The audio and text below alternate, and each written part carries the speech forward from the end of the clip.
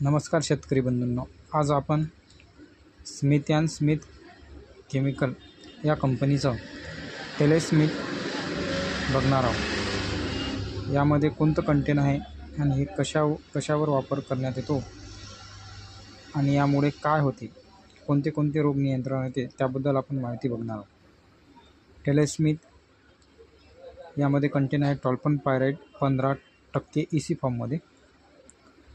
याचा वापर 30 मिली प्रति 15 लिटर पंपासाठी। याचा वापर आपण वांगे, मिरची, टोमॅटो, कपाशी इत्यादी पिकामध्ये याचा वापर करू शकतो। याच्यामुळे कोणते कोणते रोग नियंत्रणात येते ते आपण पुढील बघणार आहोत। यामुळे थ्रिप्स, मावा, तुडतुडे, पांढरी माशी, माईट व इतर लहान प्रकारच्या अळ्या नियंत्रणात येते।